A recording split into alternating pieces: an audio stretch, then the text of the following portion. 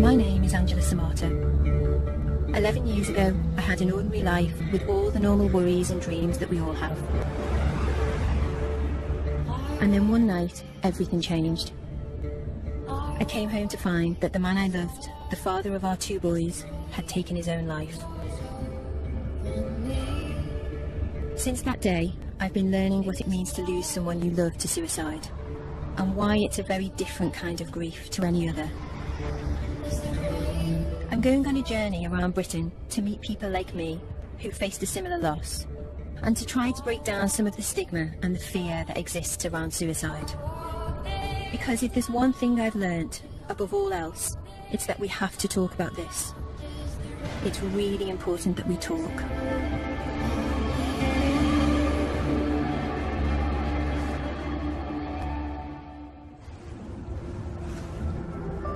You may not know this, but there's around 6,000 suicides a year in the UK. And every year, there are thousands of people like me who are left behind. And we often feel isolated, as if we shouldn't really talk about what's happened. Luckily, I have a family for whom talking has never been a problem. Since my partner Mark died, every Sunday my mum Jenny comes round to my house in Birkenhead to cook lunch for the whole family. The more concerned she is about us, the more food we get.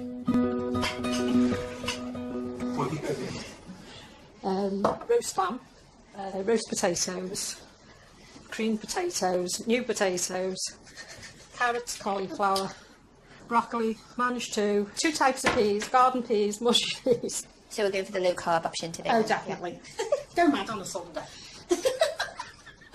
We are a very close family. Yeah. Which stood us in good stead, because when the whole situation around Mark happened, it kind of, that became just really pivotal to everything. It was such a big shock, because we had a conversation the night before, haven't we, about Christmas dinner and what we were cooking and where we were having it. All right. All right.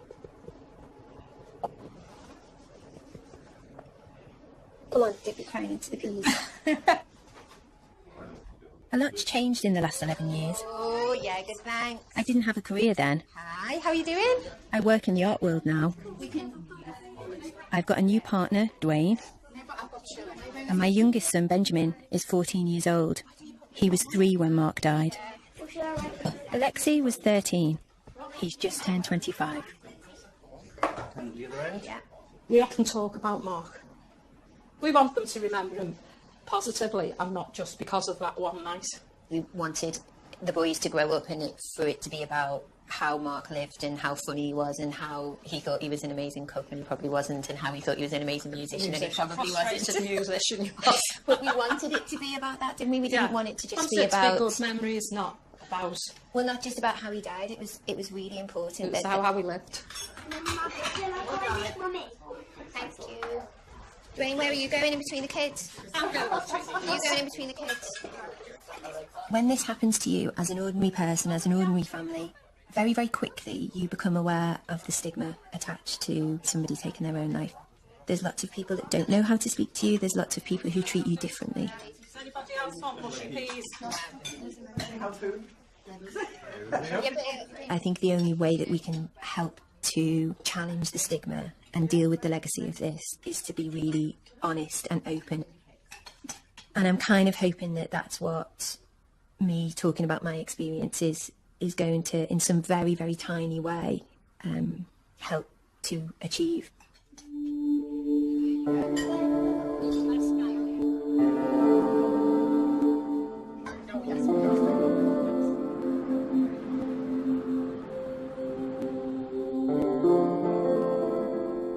I think we were probably both 16 in this picture, and it was when we kind of not long started dating, and we thought it would be great to go on this day out to Southport, I think it was.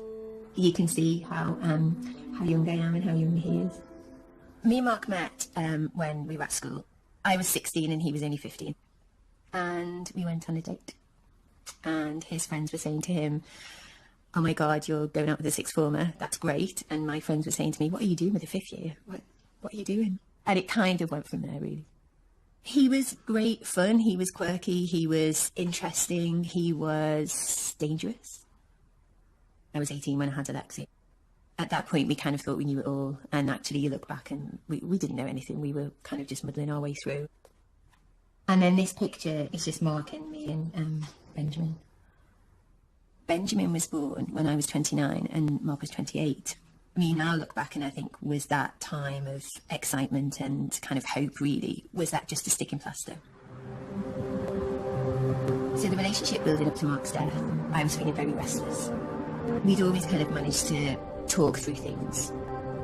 So we talked about it a lot. We talked about the fact that I was feeling as if I was kind of almost claustrophobic. We decided that we were going to live separately for a little while.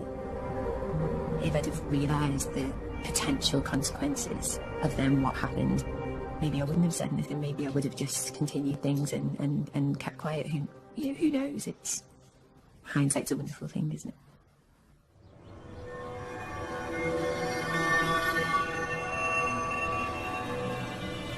This is the park that we used to come to a lot, and the house where where Mark's death occurred is actually just over the way there.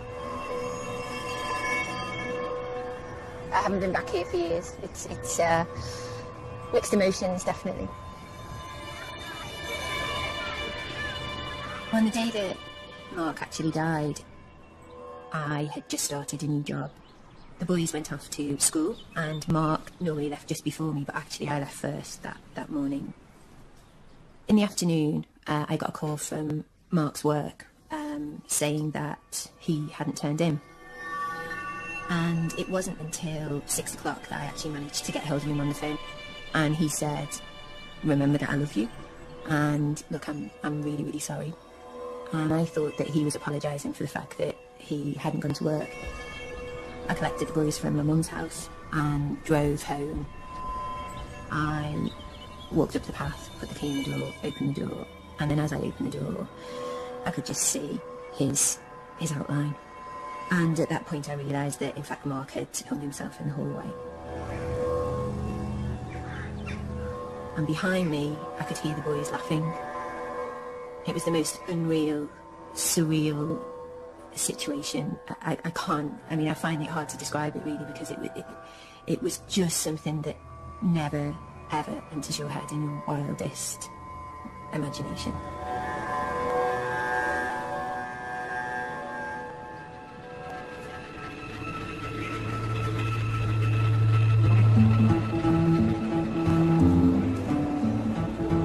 Mark's death was devastating for me, but as I've since discovered, it wasn't unusual. 4 out of every 5 people who take their own lives are male, and suicide is the biggest killer of men under 50 in Britain. But I didn't know any of that 11 years ago. I was just one of the many people left in shock, with very little guidance about where to go or who to talk to. It wasn't until about 9 months after Mark died that one morning I woke up and I felt very disorientated. I felt as if I didn't know if I wanted to sit down or stand up or eat or drink, or just felt very, very disorientated. Fortunately, I found a support group known as SOBS. At first, when I saw the acronym of Survivors of Bereavement by Suicide, I genuinely didn't know what to expect. I think for me, when I lost my son, and I look back now, and they were very dark days, and I was just desperate for help in how to deal with the feelings, the emotions, the unanswered questions. And I get loads of support. I've got wonderful friends and family. But sometimes I think, do they really understand us? Do people understand? Because I think that death by suicide is horrendous, and it's worse than any other kind of death, I think. Well, I used the word a few years ago, but a tsunami of grief hits you. Yeah. You think you're doing all right, you're having an all right day, and then wham. Yeah. And Some of the people here have been coming to the support group for many years. Others, like Rebecca, are much more recently bereaved. I can't understand why my husband's left my children, and I see the pain in their faces. Yeah. I don't know, you can write a letter to your children and then take your life. How old are they? 14 and 18. How long has it been? 5 weeks. It's just very recent, isn't it? Yeah. I feel guilty in that I should have recognised that he was in that dark place. And I feel that partly responsible for not perhaps understanding when he was a bit low, but I never thought he'd ever do this. My son, there were no signs whatsoever. No. As a mum, you question yourself, like, have I been a bad parent? Have I, what have I done that's, made him do this? But there were no signs. It was just like that. I remember going to the group. Losing someone in this way is a very specific type of bereavement. We experience emotions that are very specific to suicide. And it doesn't follow a natural pattern. There's no book that is going to say to you, you're going to go through this process, your grief is going to follow this path, and this is what you're going to experience at this time. It's literally that you can feel different emotions from hour to hour, from minute to minute sometimes. It is different. And that you can go for a little bit and you're all right, and then all of a sudden it smacks you again. What are you supposed to do? You stay in bed all day and just hope it's all going to go away. You feel like that? Because believe me, I do. And yesterday I thought to myself, what is the point? What is the point to all this?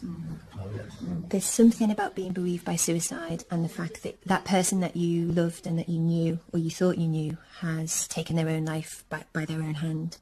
Coming to terms with that can be very, very difficult and can be a very long road. If my husband had had a heart attack, been murdered, knocked off his bike, although it would have been desperate, I could perhaps, it was out of his hands. But it's the thought that morning he got up, he made me a cup of tea in bed, he had his breakfast, he washed his dishes, he emptied the dishwasher, he drove to work, and 3 hours later he was dead. And that's what I find very, very hard to understand. Grief is unbelievable. I can't tell you how painful the grief. It's like you've ever lost your wallet, or something happens and you get a shock, your heart stops. That's it, but it's constant. And I want the world to stop, but it's not. It's carrying on, and that's it's very, very, very, very strange. When you openly talk about suicide, people are frightened of it, and that's not because people don't necessarily want to understand it. It's because for a long time those conversations haven't been happening. SOBS is just ordinary people who have been bereaved in the same way, who are willing to come along and share their experiences. We are trying in our small way to deal with the taboo of this subject. One of the questions that haunts you after suicide is why. Mark hadn't shown any obvious signs of depression, and like most people who take their own lives, he didn't leave a note. I've come to Glasgow University to meet Professor Rory O'Connor, one of the UK's leading experts on suicide, to see if he's got any answers for me. What a place to work. It's absolutely gorgeous. Great to meet you. Nice to meet you. So, we take a wee wander around. Yeah, great. For me, the big question after Mark died was why did he take his life? Our research can never answer the question of why a particular individual. So, for example, we can't answer the question, sadly, of why Mark took his own life. What we try and do is understand the common features of a suicidal mind. We speak to people who've tried to kill themselves. They try and understand the sort of factors which led up to why they attempted to end their own lives. And it's not a selfish act. Suicide is not a selfish act. It's an expression of unbearable pain.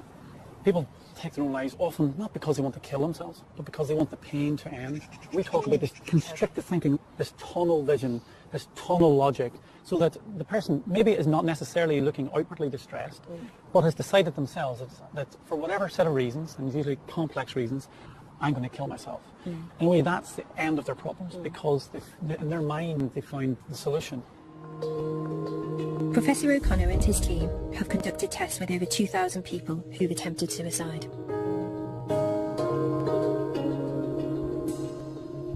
I'm going to play it gradually harder. I'd like you to say stop when it first feels uncomfortable. Let's just take it for a second, Karen. So this is a pressure meter, or an algometer. We exert pressure on people's hands, and what that does is get some sort of objective measure of pain sensitivity. Okay. Because what we think might be going on is that people who attempt suicide have a higher pain threshold. They can put up with more physical pain than the average person. Yeah, so this is a measure of pain tolerance. Okay. Stop when you feel it's becoming too uncomfortable to continue. Stop. The pain threshold test is one of many conducted at the lab, from which Professor O'Connor has built up a picture of the common factors that can lead to suicide. But this is us trying to piece together the sort of pathway to suicide. How is it that some people develop suicidal thoughts and others don't? And so what we think is vitally important is if you're feeling defeated and humiliated and you feel that you can't escape from that, you feel trapped, you're much more likely to become suicidal. In particular, this sense of being trapped.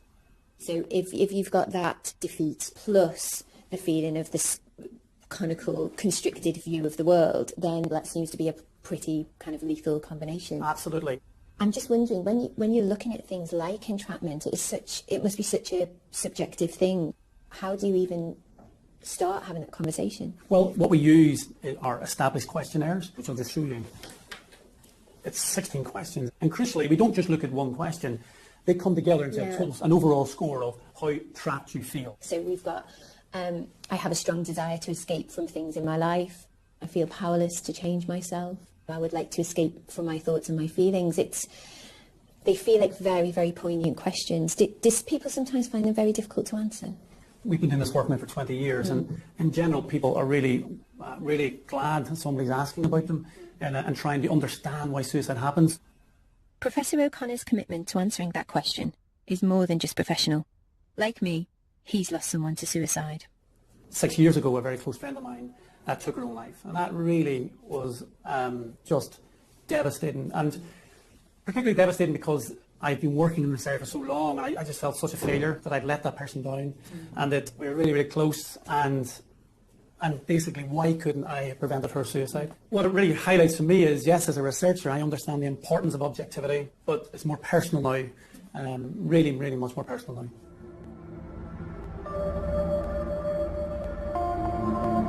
When Rory described how in the suicidal mind, that constriction of the worldview and how problems that you or I may consider as small may be magnified within that constricted view and may seem insurmountable.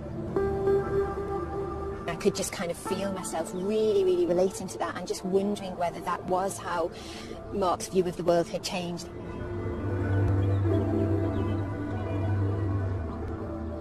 It's really got me thinking about it in a completely different way, in a way that I haven't thought about it in 11 years. For people like me, who've lost a partner to suicide, one of the biggest problems is how you explain what's happened to your children. This is a picture of Ben, and it's when he was about 2.5. And he's got his buggy here. He used to love pushing his buggy. Not a care in the world. Benjamin's questions used to be, why did Daddy die? So we had that question quite a lot. When is Daddy back? When is Daddy back? When is Daddy back? And he would say that over and over again, and I would then have to answer him each time saying, Daddy's not coming back, Benjamin. And then there's another picture here that's a little bit later. This was done in 2009. And then at about 5, I think it was, instead of saying to me, why did Daddy die? He said, how did Daddy die? So that one word completely changed the question. So I said to him, do you know when Mummy tells you that you can't tie a scarf around your neck tight? Why do I tell you that? And he said, because it'll stop me breathing. And I said, well, Daddy knew that if he tied something very, very, very, very tight, that it would stop him breathing and he would go to heaven. So that's what happened to Daddy. And he said, okay. I just remember that moment. It took me a few minutes to get myself together and be able to actually look at him.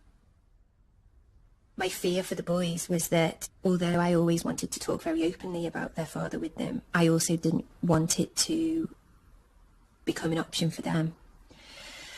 So it continues to be a very, very fine line between having the conversation that I feel very strongly should happen, and yet not having the conversation to the point where it becomes so normalised that it becomes like an okay thing to consider.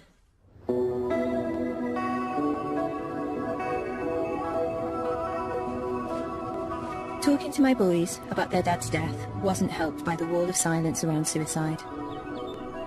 But now, a few people in the public eye are starting to speak out about their experiences. I've come to West London to meet the actor David Robb, who plays Dr. Clarkson in the TV series Downton Abbey. 18 months ago, his wife, the actress Bryony McRoberts, having struggled with anorexia, took her own life at a local tube station. Hello. Hello. Come in. Can I interest you in a tea or a coffee? I would love a cup of tea, please. Right. That'd be great. Come Thank through to the you. kitchen. Thank you. That's great. Thank you very much. Do you want to come through? Yes, please. Yeah.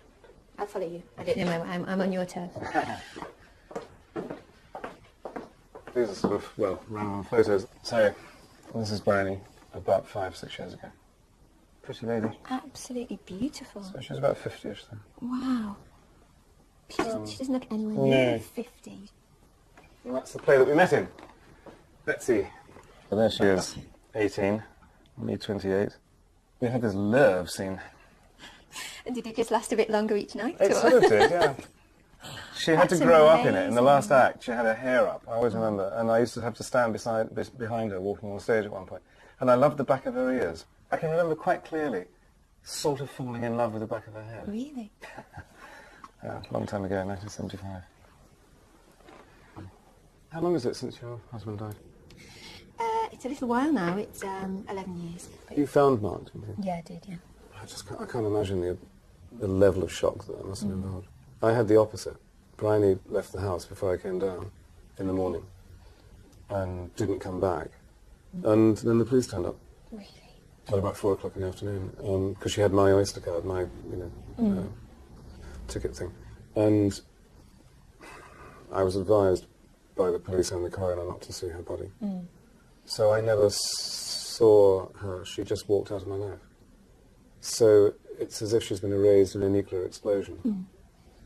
Yeah. That's a very weird thing. And when I think of the memory, the physical memory and the smell of her and the back of her ears and all of the things that made her unique are no longer exist.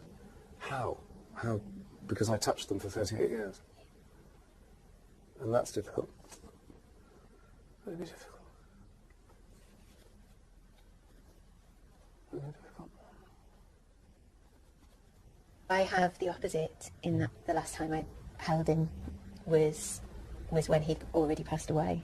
And so although my head can compute that it was, I know that it was very real and all of that, it still has that same surreal sense that you have. So it's small comfort.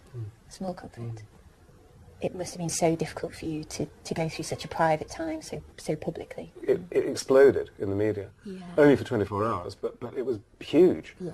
And you suddenly realise that it wasn't just the people that you invited to the funeral that were going to pitch up. There were going to be hundreds of other people. Yeah. And in some ways that was rather magnificent. It was stupendous. And if she'd seen, everybody said, God, if she could see. Yeah. Yeah.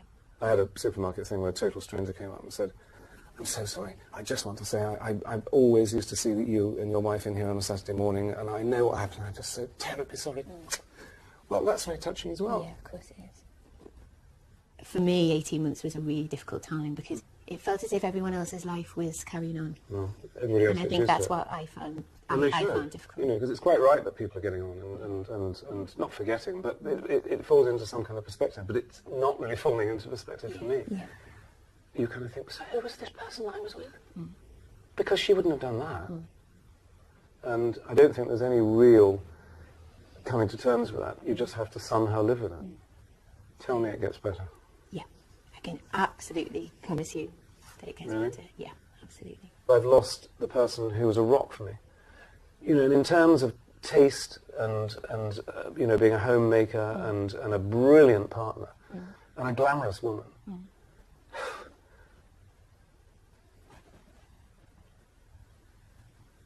Okay.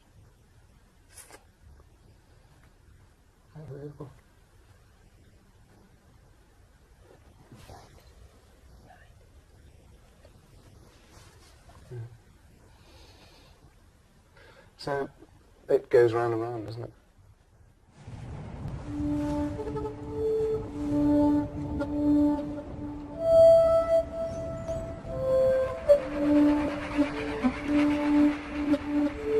Meeting David has taken me right back to where I was 18 months after Mark's death. when I was still lost in the sense of utter disbelief that the person I thought I knew could take their own life. It makes you feel as though you'll never be able to fully trust anyone or anything ever again. When you're in that place, it feels impossible that you can ever rebuild your life. But my experience is that you can, if you can talk about it.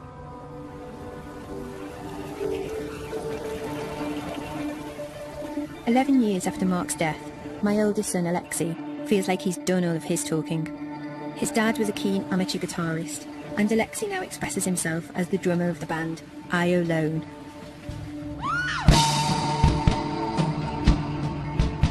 His brother Benjamin and I, of course, are his biggest fans.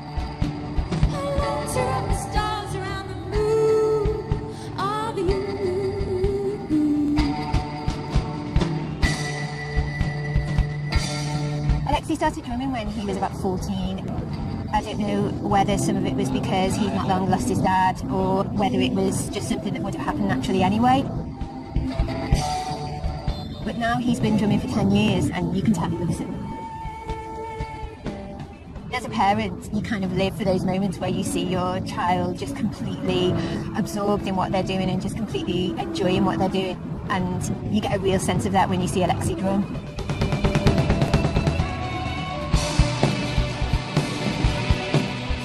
When he first started playing gigs, it was really, really difficult because when I used to go and watch him play, and it's kind of still the case now really, you do kind of wish every time he's on stage that his dad could see what he was doing really, because I think he'd be so proud of him.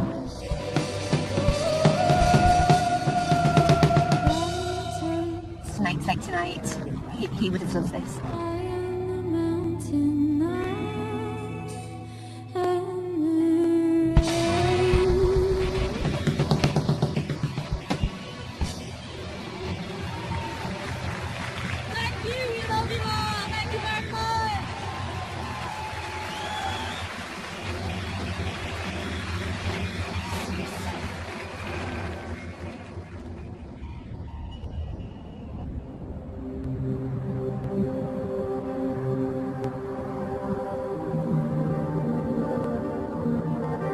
I understand now that there was a part of Mark that couldn't share how he was really feeling with us, his family.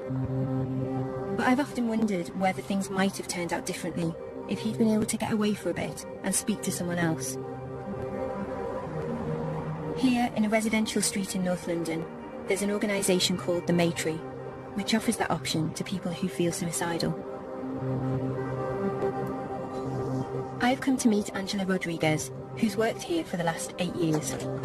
Hello, is it Angela? It is. Hello, Angela. Hello. Welcome to Maytree. Thank you so much.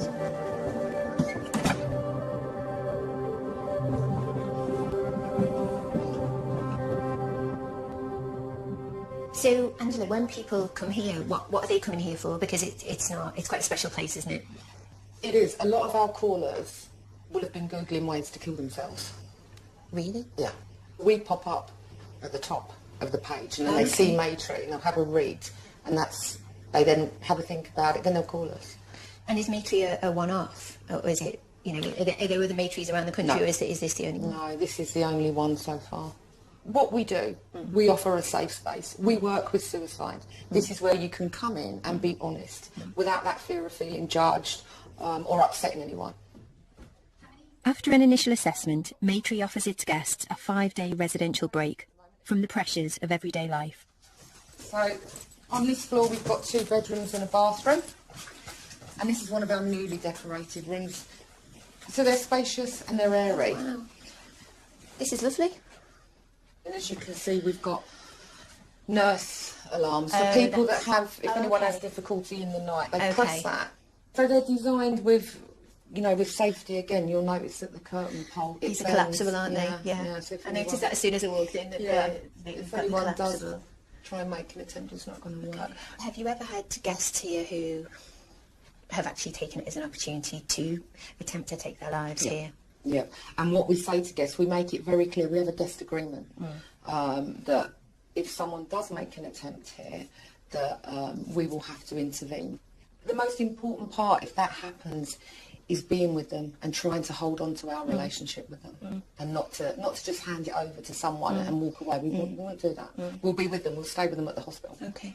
And hopefully, depending how bad it would ever be, if they're able to come back and finish their stay, they come back.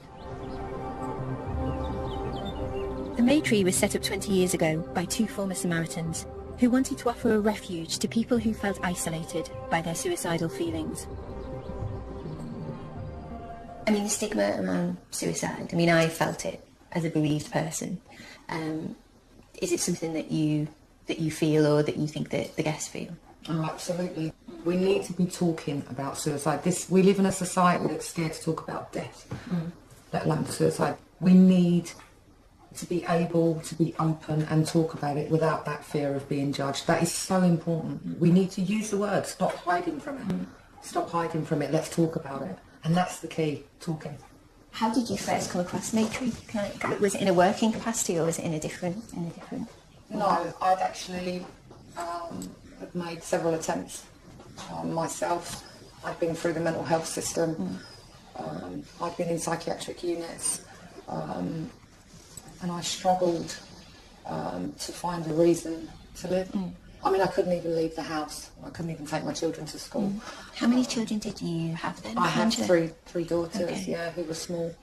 I suppose we're on opposite sides of the fence, because I have wanted and thought about how Mark must have felt just before he took his life. That's been a major part of my bereavement and my grief, really, is trying desperately to understand how it feels to be in that place where you really are convinced at 100% that your children will be better off without you. I remember kissing my children. Good night.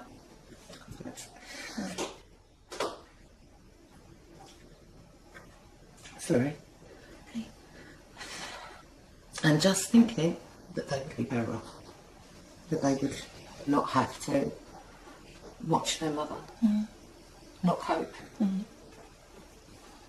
You are in a box, whichever way you turn. It's just blackness all around you. It's almost like being in... I remember times thinking, come on, there must be a way. And it's like being in treacle. You cannot move. You're rooted, and the world's just whizzing past you. You can't see. And that's what's so important here, because for someone that's walking through this door that is suicidal, at that point, they may never have had contact with someone else that is suicidal. So when you see guests sitting down and talking, that also enables them to see that, wow, and it's not just me, other people do suffer. And around this table, the conversation, it can just happen. It's very organic, it's very natural. It's just been wonderful to see this today, because you're doing amazing things here. Thank you.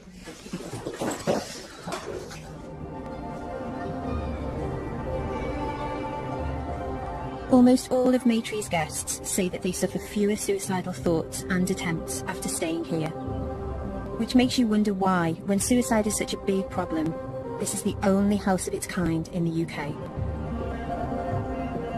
Hindsight is a wonderful thing, but I just wish that if Mark had known about somewhere like Maytree, that maybe he could have just come somewhere like this for a few days. I just wish that he'd have known about this.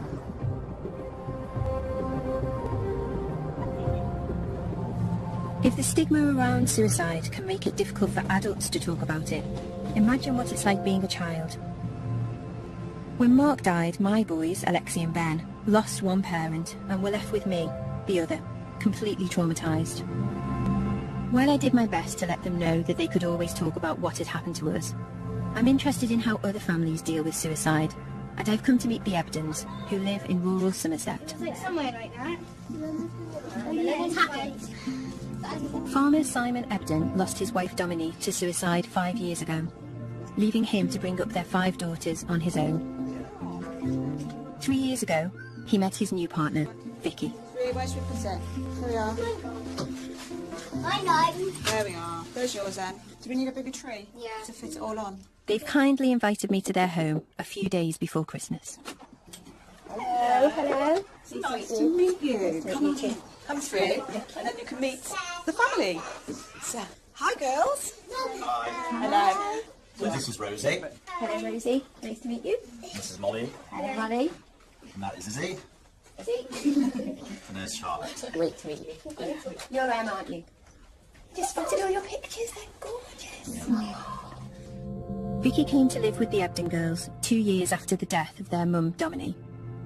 When you first became part of the family, you weren't just dealing with Simon's grief, you were dealing with the 5 girls as well, and the baby was a baby. There were days when, you know, Mum's name would be mentioned and they would get upset, and Simon he would cry all the time, and the girls they just couldn't bear it. So it stopped them from crying. So they were too scared to cry because it makes Simon cry, and then it was just a vicious circle. I've come from a family where we do a lot of talking. I think it's important if you have something inside you that you let it out. Vicky contacted Winston's Wish, a charity which works with bereaved children, including those who've lost their mum or their dad to suicide. So when you went to Winston's Wish, tell me about that. They talked to us and told us about like the camp that the weekend we went, and then we went to it, and it was really fun because it wasn't actually much talking. There was, but they tried not to make it like upsetting. Yeah. We like had on the first day we did loads of activities like archery and we were in like groups. Each of us were in a different group. We did all the games first, so I think it was like a trust building thing. Yeah. And we all sort of like learned a lot about each other. Yeah. It sounds like stupid stuff, but no, but it doesn't matter. But you got to know each other first as kind of people. It was good because you realise that you're really not the only one. Yeah. Okay. Like even though they say that you're not, like you don't really know anyone. But then you go there and everyone's in the exact same boat. You struggled, Charlotte, didn't you? You found it really upsetting. You didn't like it. Look. You know. She still doesn't like it. Still doesn't like talking to me. Tell me why. I just don't think I have to. Okay. It's not that I don't want to. I don't mind talking about it. It's okay. It's just, it's upsetting. Yeah. This is Dominic. Let's have a look at this one. This is your one. Is this, This the is one that on you? holiday. This is the one that you. Do you have this one in your bedroom? Yeah. My boys have pictures of their dad in their bedroom too. This is quite a nice natural photo, Yeah.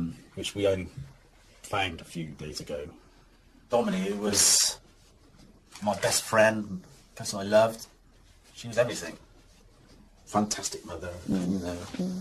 You never think she would do anything like that, you know. But obviously she was in a bad place, you know, and was just, well, couldn't take it any longer.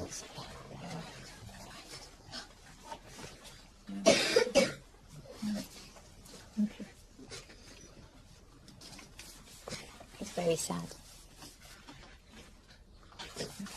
There are days when it's actually really difficult, but they are coming through it, and maybe they won't ever get over it. I don't think you can't get over something like that, but you can adjust and you can learn to live and live alongside what's happened, and that's kind of what I wanted for them. I just think from everything that I've heard today, the fact that you came into the family and enabled those conversations to happen, I think is probably the greatest gift that you could have given any of those 5 girls. Did you get those? No. And where's Rosie's? Lovely. Look, it all looks beautiful, doesn't it? Yeah. That's all right though, Anne. Can you put us next to you?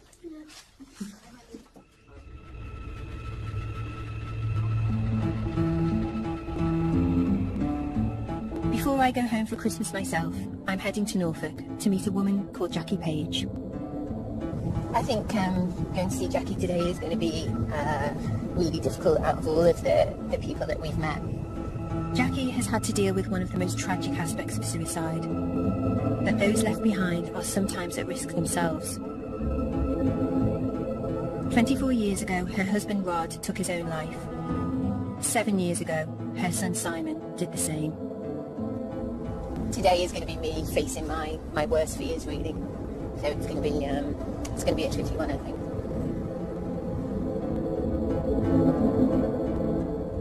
That was Simon when he was probably about 3 or 4 there in the snow with his rabbit, bless him. That was on holiday in Cornwall with Katie. And that was graduation day. We just asked someone if they'd take a photograph. That was 2001, so it was 6 years later, almost to the day that he died. Yeah. Wow. You lost your husband Rod. He took his own life? In 1990. In 1990. It was very, very hard when he died. I was left with 2 small children, an 8-year-old and a 10-year-old.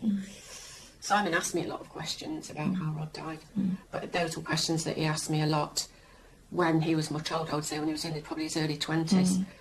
And I've regretted at times actually telling him, because, you know, he said, how did Dad die, Mum? And obviously Rod hung himself. And I think, was I too open? Did I, you know? But as a parent, I've always been honest with him and open in that way. He went down to London. He wanted to go into finance. And then his troubles began, really. He'd ring me virtually every day. He'd got anxiety and stress with the job, and he started to become ill. But anyway, he came home, and even though he was so ill, we had 6 amazing months, really. And I'm grateful that I had those 6 months with him. The day that Simon died, I came home. I walked in the house, and his boots were by the door, and I sort of, the light was on at the bottom of the stairs, and I just, he was there, hand at the top of the stairs. I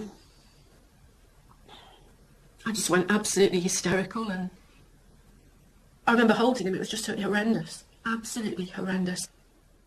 I mean, for me, listening to you now, it is. I knew today was going to be difficult. Because. Are you all right? Yeah. My worst fear is that, you know, one of the boys would do the same thing. It really is my worst fear.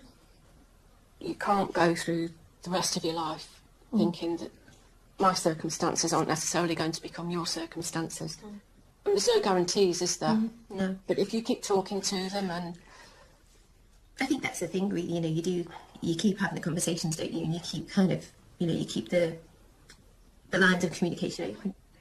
Yeah. And so, where are you at now? Where am I at now? Yeah. I'm at acceptance with it.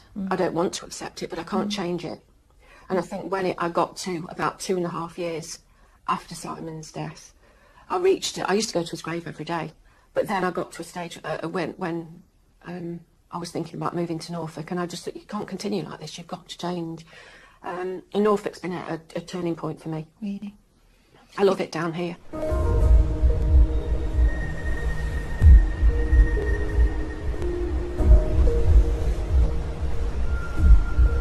Since moving to the Norfolk coast, Jackie has started a new career and set up a support group for others who've lost people they love to suicide. What did you hope to gain by moving here, Jackie? Peace of mind, I think. Time for myself, some reflection time. It's been a turning point, really. I love the place. I'm home now. Yeah. I mean, it's so beautiful here. I can definitely see why. And I mean, life isn't wonderful all the time, is it? Nobody's is. But everything since I've been here has gone right. For me personally, it's been a healer, really. Yeah.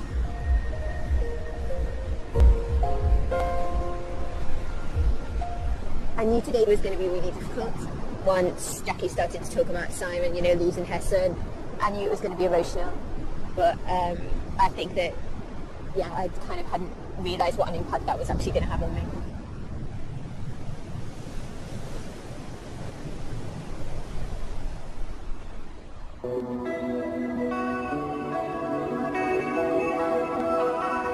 Before going home to see my boys, there's someone I'm keen to catch up with. I've been thinking a lot about Rebecca, who I met at the Liverpool support group. It's only 10 weeks since her husband Andy died.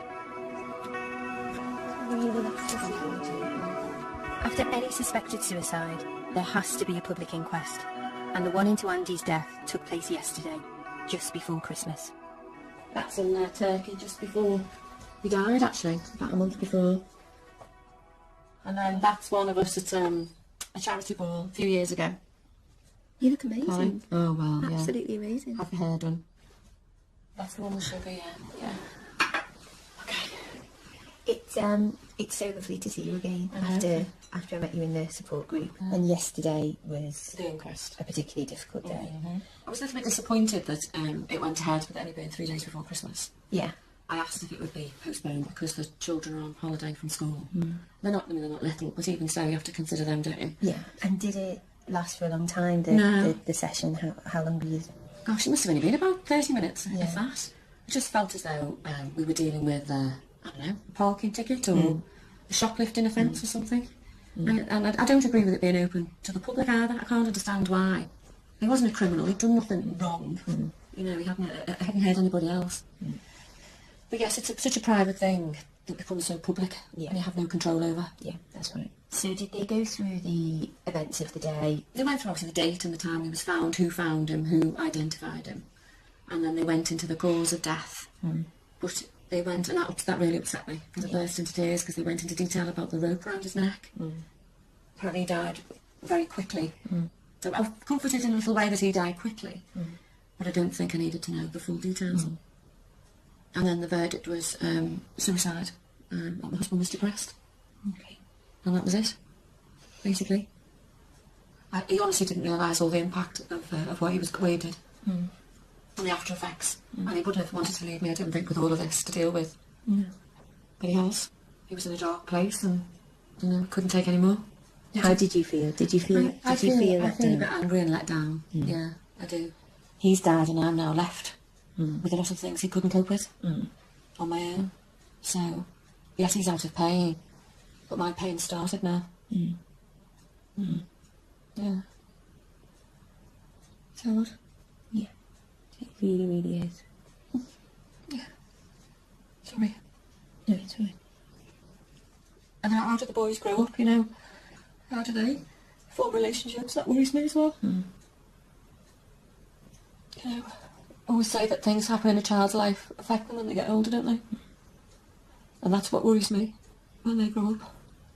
I think that is, for me, you've kind of just hit the nail on the head, really. For me, that is the most difficult part of the legacy of this, really, is we share the same fear, you know. I mean, I have to say, Rebecca, you strike me as somebody who is just incredibly strong. I mean, the fact that we're sitting here having a conversation today and it's the day after the inquest and it's only 10 weeks since you lost your husband. And my GP wants me to go in on the 5th of January with a 5-year plan. I don't quite know what the 5-year plan's going to be, because I can't think about what my next 5-minute plan is, never mind 5 years. A 5-year plan? A 5-year plan. Oh God, I don't think I could even do that now, let alone 3 months after Mark died.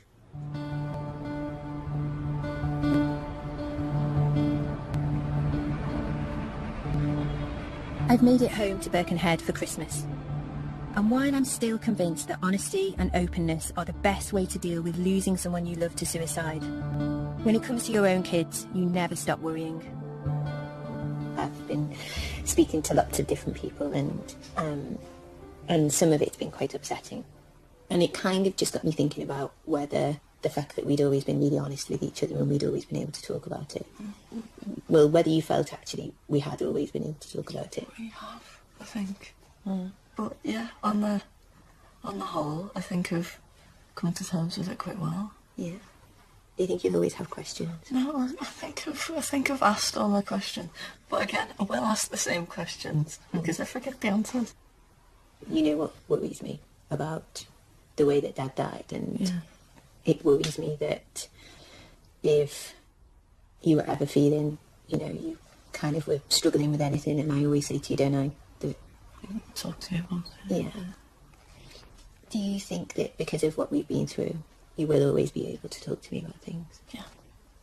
I would always tell you, of course, but before I actually felt the need to do something. Yeah. So do you think that we're okay? Yeah. Do you think I did the right thing by telling you? Absolutely. Yeah? Positively. Thank you. Okay.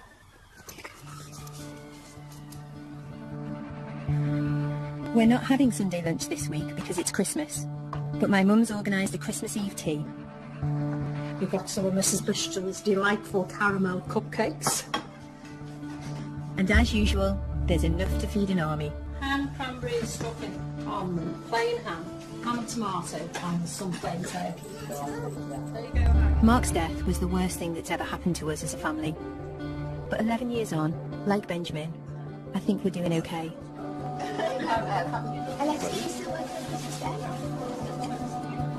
You don't ever get over losing someone to suicide. But if you can talk about it, then one day you can be happy again. More than anything, that's what I've learned.